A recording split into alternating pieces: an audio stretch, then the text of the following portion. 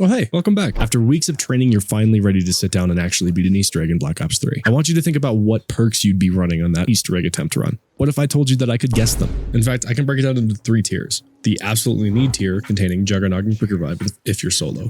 The good but not 100% needed tier, containing Speed Cola and Double Tap, and the decent sometimes tier, containing Mule Kick and Stamina. So with that in place, most likely your perk setups look like Quick Revive, Juggernog, Speed, or Double Tap, and then 1 preferential perk. 1 preferential perk. Really? In a game where you're only allowed to choose 4 perks from the 9 in-game, only really getting 1 preferential perk? Quick Revive and Juggernog are so essential that nobody ever decides to not run them unless you're on a high round attempt solo so that you don't get death machine. But now we're getting complicated. Then on the other hand, Deadshot is complete dog shit on PC and not much better on console. Personally, I hate that idea. There are of course exceptions to this, like Mob of the Dead, where Electric Cherry is better to go for when there isn't stamina up, or Zetsubo Nishima where you can get Widow's Wine for free, but is that really how we want to play this game?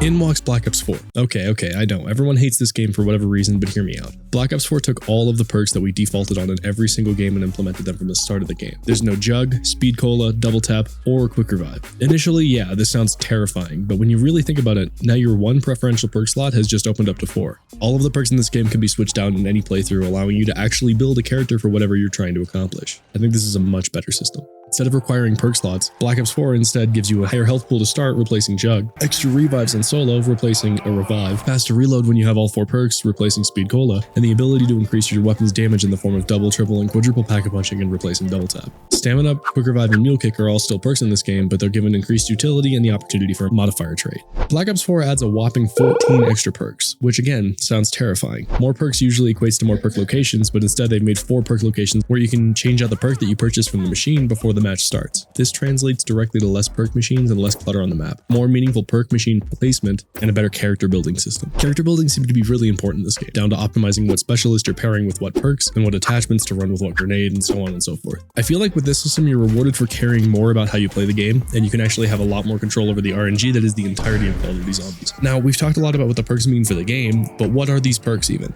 Before we start that, I need to mention that each of these perks has a modifier trait. This modifier is only active when the perk in question is placed in your 4th slot, usually being the last one you get to, also when you have all 4 perks purchased. Oftentimes, this can take a perk from pretty good to absolutely amazing, or even hiding other fan favorite perks behind these perks. That being said, Quick Revive. Go from healing this fast to this fast. Solid S tier. Stamina up. Zoom for longer. Best ever. Death Perception. See zombies through walls. Get an indicator when zombies approach from behind, and deal more damage to enemy weak spots with modifier. I think it's pretty good. Time Slip. This is the perk I wish I had in Black Ops 3. It makes the box resolve faster. With modifier, it apparently makes elixirs and specialists faster. I don't know. B tier. Ethereal Razor. Wide swiping golden spork for 4,000 points. With modifier, it gets infinite damage.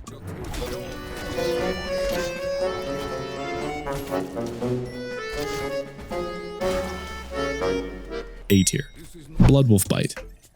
Deal a burst of damage to spawn a friendly wolf that specializes in dog-on-dog violence. Unfortunately, it has a mind of its own and I don't like free will. With modifier, it drops ammo and money for you. C tier. Zom Shell. Occasionally spawn a slowing field upon zombie kill. With modifier, standing in the field makes you invisible to zombies. Dog shit. Blaze Phase. Crouch to charge, then zoom killing everything in your path. With modifier, infinite zoom until you hit something. C tier. There wasn't an icon for this, so it's secret sauce. Electric Burst. Electric Cherry. With modifier, you get to store cherries? Do they taste better that way? B tier. Dying Wish. When you die, don't. S tier, but not as good as our beloved Stamina. Victorious Tortoise. When held, shield blocks attacks from all directions. With modifier, it go boom when broke. A tier. Stone Cold Stronghold. Stand still for a couple seconds to spawn a circle that regenerates armor if you stay in it. Just mid. Deadshot Dealer. Literally just Deadshot. With modifier, it gives you a damage boost when you're on a headshot streak. Dog shit. Bandolier Bandit. More ammo pog. With modifier, it reloads stowed weapons. Winter's Wail. Widow's Wine, but instead of grenades, it's charges, and instead of triggering on the first hit, it triggers on the second. A tier. Mule Kick. Mule Kick. But in the modifier slot, it saves your weapon when you die. A tier. PhD Slider. Worst PhD Flopper. Goofy perk. B tier. There's a lot to unpack here, obviously, and you may think, Oh, well, people are only going to use the best ones anyway all the time. So how's this any different than Black Ops 3? And you're half right. There are definitely an S tier of perks here. Dying Wish, Winter's Wail, Ethereal Eraser, Stamina Up. But I would argue that all of the S tier perks are not a necessity. Even though they're the best, they're still up to preference. Looking at some other people's tier lists, most of these perks are often changed around due to personal preference. Compare this to a Black Ops 3 perks tier list, and you get the same shit in the same spots every time. This allows players to have some actual variety when playing the game. That's not even mentioning that some maps make a lot of these perks non-viable. 9 doesn't have a need for Ethereal Razor. You can easily run it with a bayonet on your Strife for the first few rounds and then get the upgraded pistol for the rest of the run. But the Death of the Ryan benefits heavily from having extra ammo, so Bandolier Bandit is fantastic. There's also an Easter egg step that requires you to defend an area while standing still, so Stone Cold Stronghold is incredibly useful for that, even if it isn't really useful anywhere else. Alternatively, Bandolier Bandit isn't as good as Voyage of Despair because the Kraken has so much ammo already that extra ammo isn't particularly necessary. The point is that you could really run anything on any of these maps and it wouldn't be the end of the world. In other cases, on Voyage of Despair, Ethereal Razor is great because you can get it straight at the spawn and not need a weapon until you get the Kraken. Then on Blood of the Dead or Alpha Omega, you can pair Ethereal Razor with the map's melee weapon, either the Golden Spork or the Galvan Knuckles, increasing damage even further. To emphasize this point, here's what I genuinely run on each of these maps. On Voyage of Despair, I run Ethereal Razor first, Stamina Up second, Time Slip third, Dying Wish fourth. On 9, Bandolier Bandit first, Stamina Up second, Stone Cold Stronghold third, Dying Wish fourth. Dead of the Night, I run Stamina Up first, Ethereal Razor second, Winter's Wail third, Dying Wish fourth. On Blood of the Dead, I run Ethereal Razor first, Stamina Up second, Winter's Wail third, and Dying Wish fourth. Unfortunately, I haven't played enough of any of the other maps to really have a strong opinion just yet, but I think the contrast from this versus my perk setup for all of the Black Ops 3 maps just says enough. Shadows of Evil, I run Quick Revive, Jug, Stamina Up, Speed Cola. Horizon Drac, I run Quick Revive, Jug, Stamina Up, Widow's Wine. Gorod, Quick Revive, Jug, Stamina Up, Speed Cola. ZNS, Quick Revive, Jug, Stamina Up, Speed Cola, and Widow's Wine if I get an extra perk slot. Revelations, you guessed it. Quick Revive, Jug, Stamina Up, and Speed Cola. Are you seeing what I'm saying? There is one perk I forgot to mention. Secret Sauce.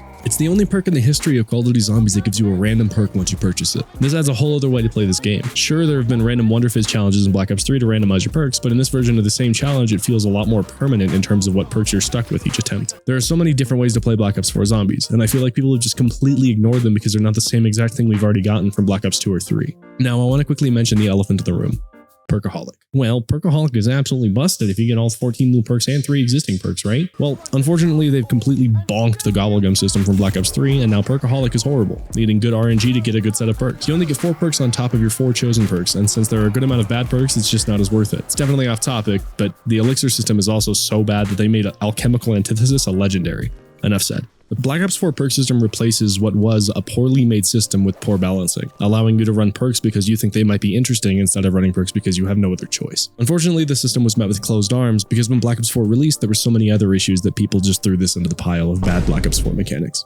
I personally believe that this is a much more preferable system than the one we got in Black Ops Cold War because gating certain features behind level progression has always been really frustrating. I genuinely hope to see a new perk system implemented in Black Ops Gulf War once we get it. Anyway, that's it for me. Thanks to these people for subscribing. See you in a sec.